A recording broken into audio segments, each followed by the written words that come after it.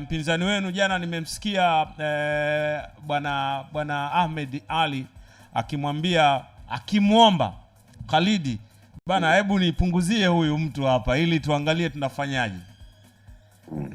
Unajua, mwanzoni wakati wanazungumza pale tulikuwa tunaamini utani wakati tumekutana Ahmed na Chukuchuku, maana msemaji wa Simba na msemaji wa KMC, tulihisi kuna mazingira ya utani na ni kitu cha kawaida hicho wasemaji kuchagiza kidogo.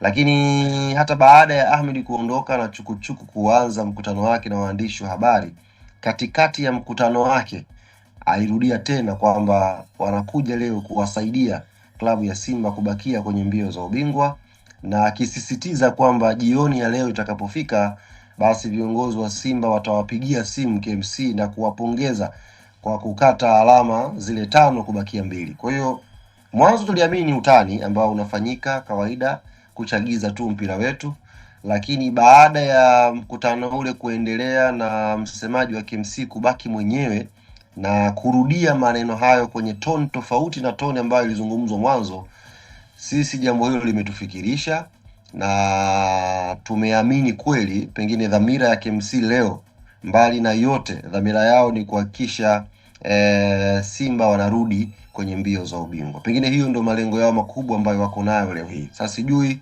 wametoa wapi hiyo motivation, ni nini kimwasukuma kuamini kwamba wana nafasi ya kuirudisha Simba kwenye mbio za ubingwa kuliko wao kupambana kuibakia ligi kuu. Sijui nini kimejificha nyuma yake, lakini sisi kama Yanga tumeichukulia pia kauli ile kwa makini mkubwa.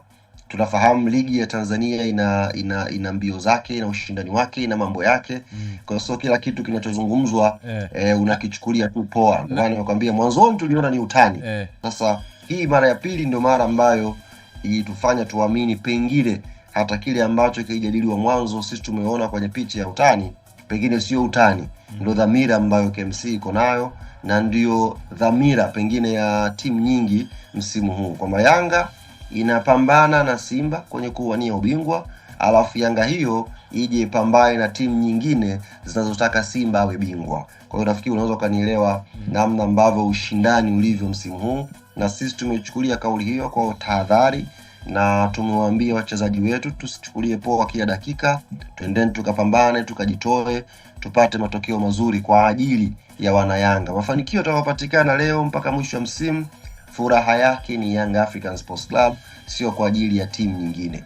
Lakini kauli ile imetufikirisha na nikawaza ndugu yangu Yusuf Mkule, kama ingetokea msemaji wa timu nyingine, aidha msemaji wa Mashujaa, msemaji wa Singida, akatamka kwa vyovyote vile kwamba tunakwenda kuifunga Simba leo ili Yanga iwe bingwa, saizi ngumi jiwe hapo Nasir Alfan, ndevu zingekuwa zimechachamaa namna hii ndevu zimechachamaa namna hii akihoji hapa na pale. Lakini tunaelewa ukubwa ambao tuko nao kwenye mpira wa Tanzania sasa hivi unaweza kukaribisha aina hii ya mijadala, aina hii ya watu ambao nature ya binadamu huwa wapendai kuona mtu mmoja anatawala. Hata nyinyi wakati mnaanza kipindi chenu mnafika juu, wako watu walikuwa watamani kuona sports ile inajadiliwa na nini. Kwa hiyo ni vitu vya kawaida kwenye maisha ya kibinadamu. Kwa hiyo sisi tuna tahadhari zote, tunajua ukubwa wetu, tunajua changamoto tuliyokuwa nayo, na tutakwenda kupigana kwa ajili ya nembo yetu Young African Sports Club.